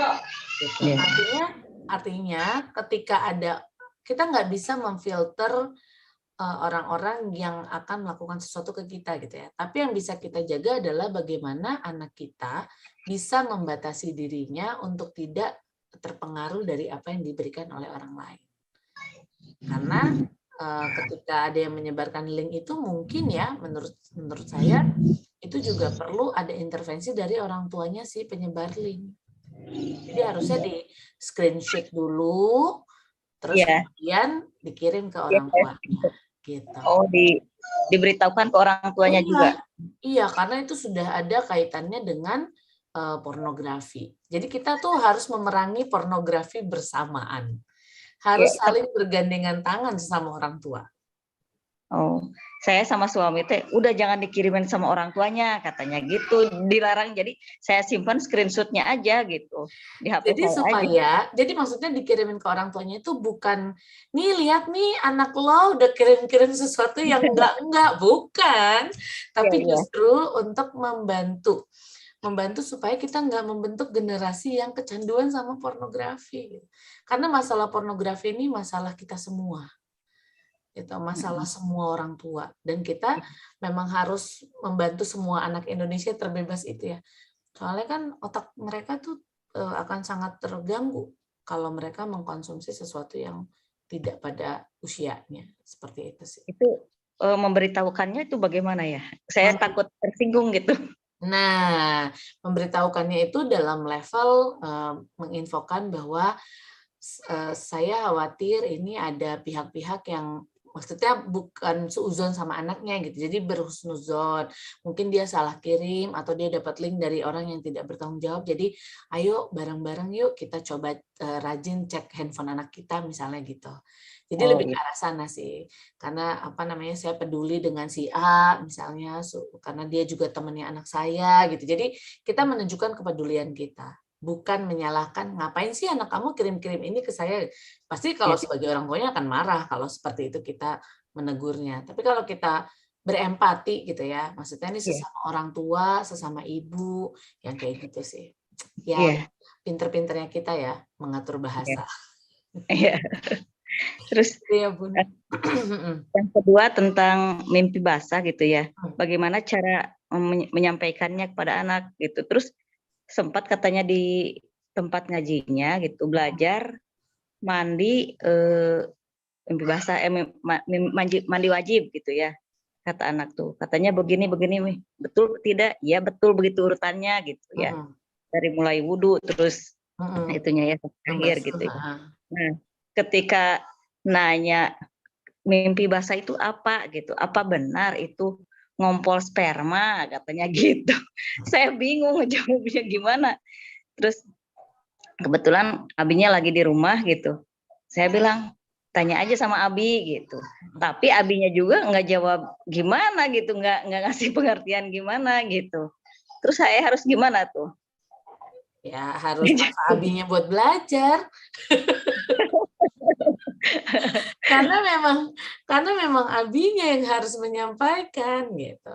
Jadi soalnya kalau uminya yang menyampaikan, kita kan nggak mimpi basah. Iya, saya juga bilang gitu. Itu kan abi yang nah, itu kalau sejauh mana pertanyaan selanjutnya adalah sejauh mana ayahnya mau menjelaskan dan mempelajari tentang cara menjelaskan mimpi basah itu dulu. Jadi kalau ayahnya aja nggak pernah nggak enggan ya, maksudnya ragu gitu untuk menjelaskan, ya berarti kan ayahnya belum membuka diri tentang seks edukasi. Jadi ayahnya membuka diri dulu untuk mau menjelaskan tentang seks edukasi, apalagi kalau anaknya semuanya laki-laki. Gitu. Menjelaskan mimpi basah itu ada teorinya, baca teorinya. Oh, mimpi basah itu apa sih? Proses keluarnya air mani, proses keluarnya air sperma, proses keluarnya cairan sperma gitu. Melalui mimpi-mimpi erotis atau bayangan erotis atau bahkan nggak ada sama sekali mimpinya. Jadi tiba-tiba keluar aja dan itu secara natural gitu. Itu terjadi menandakan bahwa laki-laki sudah masuk kepada usia ya kalau secara Islam akil balik gitu ya, atau secara ilmiahnya dia sudah masuk ke dalam usia remaja atau pubertas gitu. Artinya spermanya sudah bisa membuahi gitu. Nah, yang akhirnya kan baru tata cara setelah mimpi basah itu harusnya gimana. oh mandi junub, mandi wajib, tata cara mandi wajib gimana, mulai dari wudhu dulu, terus kemudian dia basuh alat kelaminnya dan lain sebagainya gitu. Jadi semua itu kan sebenarnya ada ilmunya ya kalau untuk pembersihannya gitu. Nah itu diajarkan aja sesuai dengan yang ada gitu. Tapi untuk menjelaskan apa itu mimpi basah ya secara ilmiah yang keluar adalah cairan sperma gitu. Karena kalau kita nggak menjelaskan itu anak bingung. Itu bukan ngompol. Memang keluarnya dari penis, tapi itu bukan ngompol. Oh, kebetulan kan anak saya udah kelas 5, tapi masih ngompol. Umi, apa saya katanya setiap hari masih ngompol? Iya, masih ngompol sampai sekarang. Saya juga gimana ya ngejelasinnya jadi bingung gitu. Terus saya suka bilang jangan sampai jangan ngompol di celana kata saya gitu. Kalau malam bangun gitu, tapi tetap aja hampir tiap hari. Tapi udah cek ke dokter, Umi, ada masalah nggak di sistem pengeluarannya dia? Kalau dulu tuh katanya waktu sebelum disunat tuh ya, katanya dari penisnya karena belum disunat katanya gitu. Tapi kalau sekarang setelah disunat malah tambah deras. Gitu. Nah, kayaknya Umi perlu cek dulu deh secara fisik apakah memang ada masalah atau enggak di bladder controlnya dia. Karena nantinya kalau berlarut-larut malah akan lebih sulit mentreatnya gitu. Jadi harus fokus dulu di perilaku ngompolnya. Iya. Karena usianya kan udah besar ya. Harusnya sistem kontrol di bladdernya udah terbentuk dengan sangat baik gitu.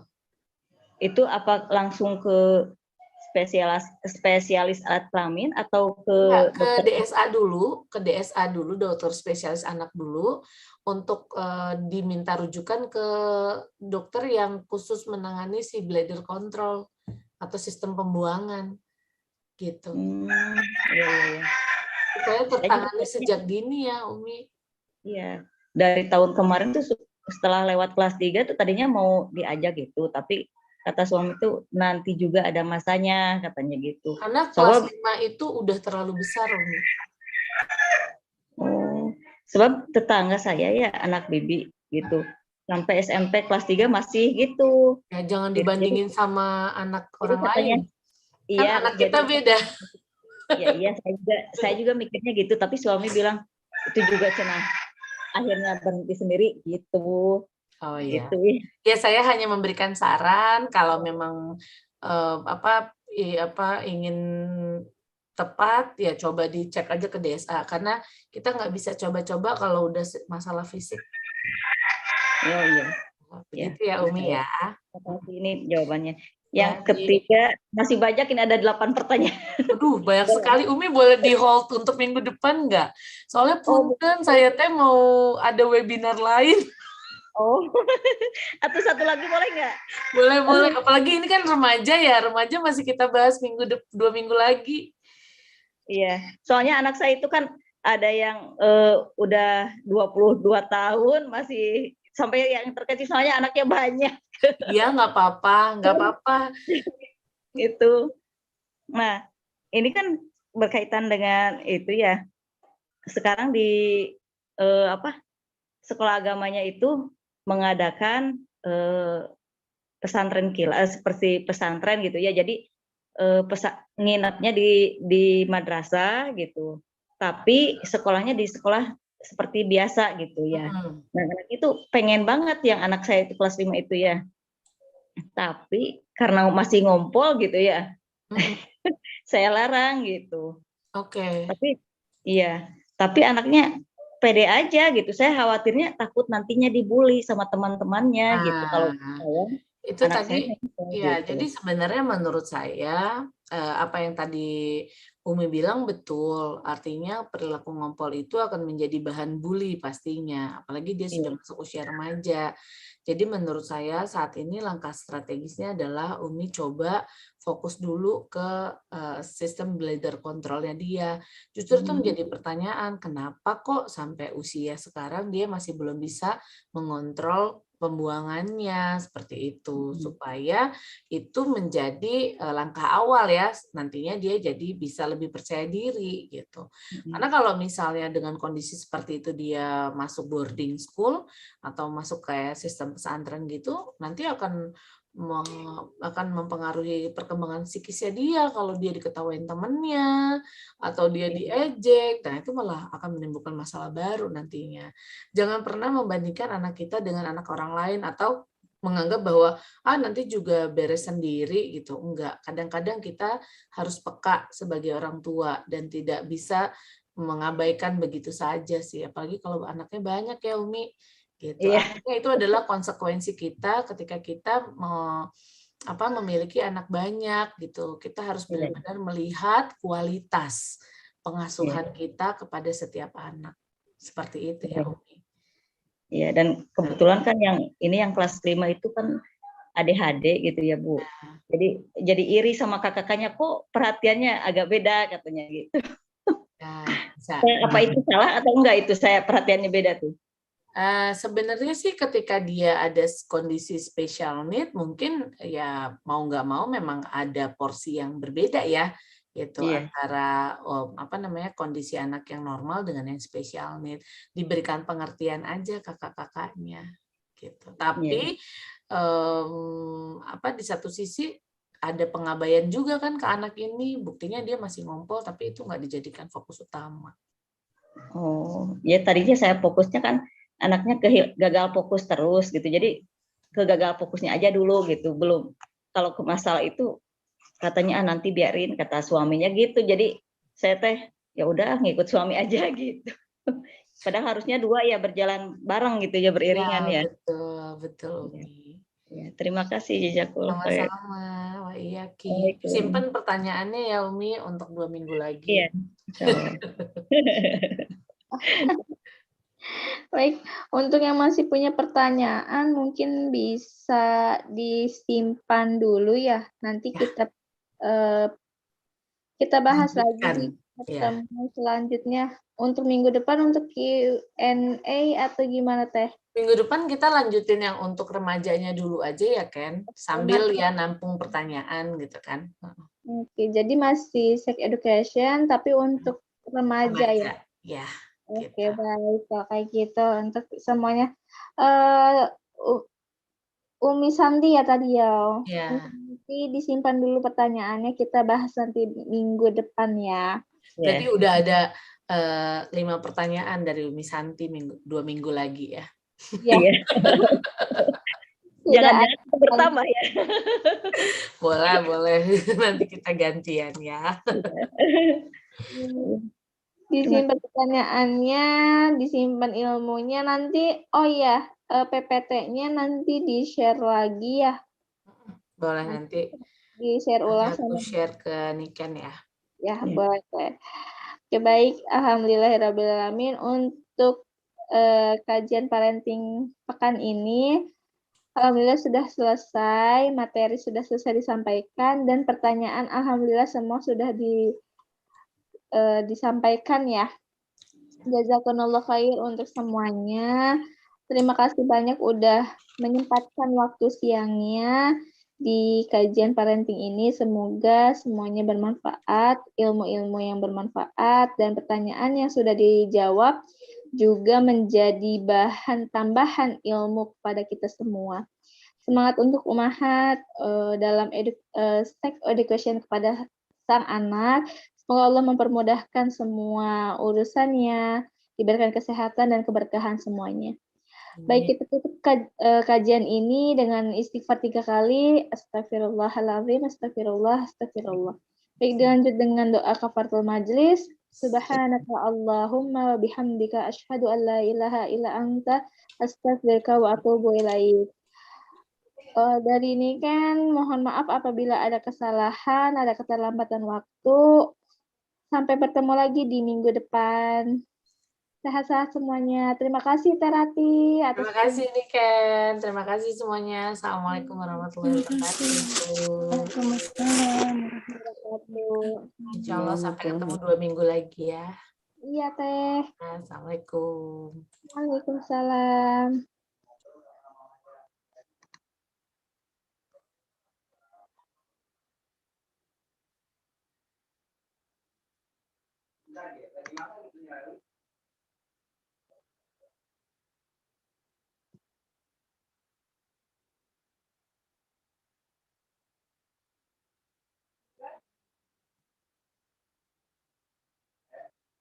Yuk.